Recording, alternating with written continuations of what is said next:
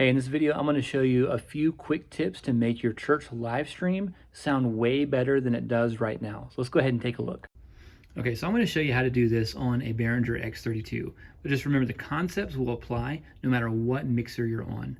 So right now, you've got streams coming in of audio from your stage, right? You've got guitar, you've got drums, you've got vocals. They're coming in from the stage.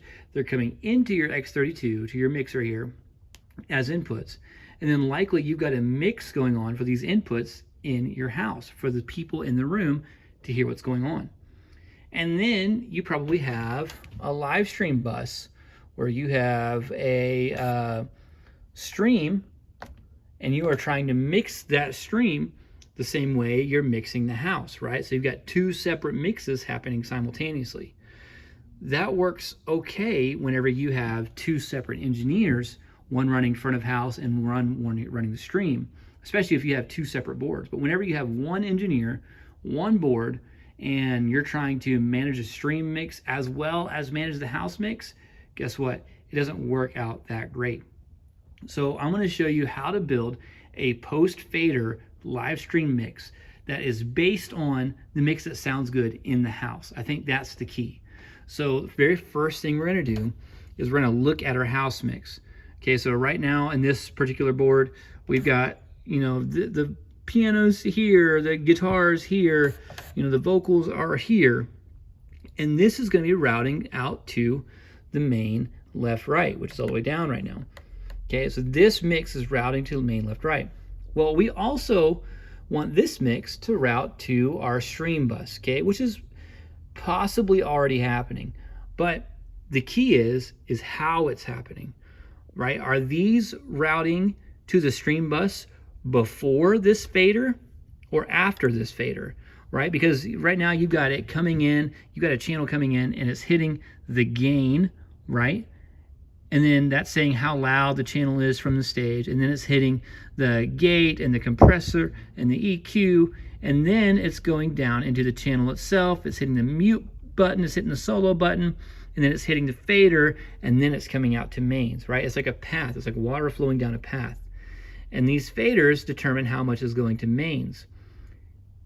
If it's tapped to go to the bus before the fader, then if I turn it all the way down in the house, nothing's changing in the mix bus because it's being tapped before the fader, right? It's pre-fader. Now, however, if I tap it post-fader, now it's going to get tapped right here after it hits the fader. So whatever you have in the house is also going to reflect what's happening in here.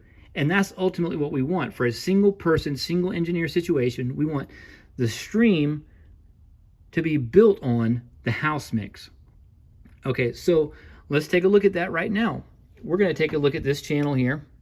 Okay, this Vox channel. And let's see how it's sent exactly to that stream bus. So we can come over here on the X32. We're going to go over to sends right here. Okay, now you can see bus 1, 2, all the way through 16. For us, our stream buses are bus 11 and 12. It's a stereo stream bus, okay? So here's 11 and 12. And now you can see that this is being sent post-fader. Okay, it's hard to see maybe on the exposure on this camera. But see, that says post-fader right here. So that means this channel, Vox 9, is already being sent to the live stream after this fader. So this fader, whenever you bring it up and down in the house, it is affecting that channel in the live stream. So let's take a look at 11 and 12 and see. We're going to scroll through the channels over here and see what is and what is not post-fader. So let's actually take a look at that right now. So post-fader, post-fader, post-fader. Okay, these all are looking good so far. Everything's post-fader. So luckily, everything here is post-fader. So their mix is being built currently off of a post-fader thing. So let's do this then. Let's say that you have some of these say pre-fader. Okay, then how you would change that on the X32 is you would come over here, you would jump over to the group that includes 11 and 12. Okay, so now I've got here's a level 11, 12, pan 11, 12. We're actually going to scroll down one layer And so we're going to see this right here, mode 11 and 12, post. Okay, I can switch it from pre-fader to post-fader, subgroup, and all kinds of different things. Pre-EQ, post-EQ, that's saying, hey, where is it going to tap from? Do we want to tap before the EQ, after the EQ, before the mute, after the mute, before the fader, after the fader? And for our case, we just want post-fader everything, okay? So we would go through and get all those set, all these channels set post-fader. And there's also a quick way to do it that I can't remember off the top of my head. It's like you have to select the bus itself and then go into config. Yeah, bus send, assign, it's post. So you can change them all to post-fader or pre-fader here, which is really handy. So on the X32, be sure to do that before you go and manually try to do everything. Okay, so once we've got that done, now we're going to come over here to our mix, to our bus. We're going to select it. We're going to send on fader. This is where it gets important because right now we're not building a mix like we normally do, okay? This doesn't mean off and this doesn't mean on. Really what this means is when we're sends on fader in this mix bus, this post fader mix bus, when something's at 0, that means, hey, there's no change. Whatever it is in the house, that's what it's going to be on the mix bus, on the live stream, okay? So if you set all the vocals and everything to 0, then your live stream mix and your house mix are going to sound identical, okay? The only thing that they're not going to sound identical in is the room noise, right? Room noise is making a difference here. You're not going to have that here yet. I'll tell you what I'm going to do for that though. So we're going to get all those set. So now there's no change in the house mix versus the live stream mix because they're all set to 0. That means nothing's added, nothing is taken away, nothing's attenuated, and nothing is added. Once that's done, now we start playing back. You get our worship team up there, okay? You get the stuff recording on the computer, however you want to record it. Send it to Facebook, whatever. You let them play and you listen and you see how it sounds, okay? You might listen back to it and you're like, oh, the drums are so loud. Okay, well, in that case, what you're going to do is you're going to find your drums and you're going to bring them down relative to the house mix. So if your drums are so loud, you're like, I need to give them a 5 dB cut. Well, I'm going to move the fader down 5 dB. I am making this relative to the house mix. Now this will be 5 dB less in the stream mix than it was in the house mix. If I'm like, hey, the vocals, they're not hot enough. We want to increase the vocals by 5 dB in the live stream mix. Well, guess what? We're going to come over here and we're going to do that. Okay, now these will be louder relative to the house mix, but in the live stream. Okay, because now these are relative, not absolute. Okay, that's key. And now you're kind of getting a decent live stream mix with just this. But here's the thing. What about the room noise? Half the beauty of a house mix is the acoustic instruments blending in with the sound, right? The voices in the room blending in with the sound. It's the drum, the cymbals reverberating against the walls of the room. How do you make that translate here? The answer is very, very, very simple. Okay, I tell all my clients this. All you have to do is get a couple room mics.